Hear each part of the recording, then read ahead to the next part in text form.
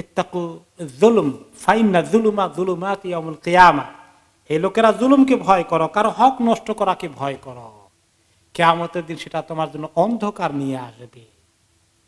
আরেকটি হাদিসে তিনি বলেছেন, আতাদরুনা মানিল মুফলিস, তোমরা কি জানো আমার উম্মতের মধ্যে মিসকিন কারা, অসহায় কারা, কপরদক্ষিণ কারা, সর্বহারা কারা?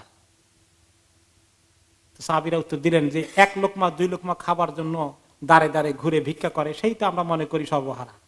তিনি বলেন সে সর্বহারা নয়, আমার উম্মতের সর্বহারা হবে ওই লোক যে এত নেকির আমল নিয়ে, এত নামাজ রোজা হজ যাকাত পর্দা পুশিদা এগুলো ছিল, কিন্তু অমুককে খোঁচা দিয়ে কথা বলে মন কষ্ট দিয়েছে, অমুকের গীবত করেছে, অমুকের জায়গা দখল করেছে, অমুকের ব্যবসা বাণিজ্যে নেমে উল্টাপাল্টা হিসাব নিকাশ দেখে তার পকেটে ঢুকিয়েছে, মারধর করেছে, আঘাত করেছে, কষ্ট দিয়েছে, কথার কষ্ট দিয়েছে, এগুলো নিয়ে উঠবে।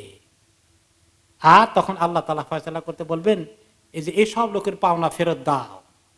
এখন পাওনা কি দিয়ে ফেরত দেবে? টাকা পয়সা আছে, জায়গা জমিন আছে? শুধু আমল দিয়ে, নেক আমল দিয়ে শোধ করতে হবে। তো আপনার রোজা দিয়ে তার পাওনা শোধ করতে হবে, আপনার যাকাত দিয়ে পাওনা শোধ করতে হবে, নামাজ দিয়ে পাওনা শোধ করতে হবে।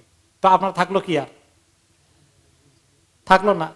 এখন দেখা যায় কিছু লোক এত জুলুম করেছে, এত হক নষ্ট করেছে, তার সব নেকি দেওয়ার পরেও এখন বাকি পাওনা দ্বারা খাড়া হয়ে আছে, আমাদেরটা এখনো পাই নাই। এখন তাদের গুনাহগুলো এর কাঁধে দেওয়া হবে পরিমাণ অনুযায়ী।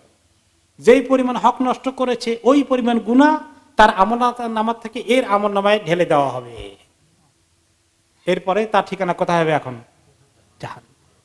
এই দুনিয়ার মধ্যে জুলুম করে, কষ্ট দিয়ে, হক নষ্ট করে এই শাস্তির খবর নিয়ে দুনিয়া থেকে যদি চলে যায়, আমাদের উপায় থাকবে?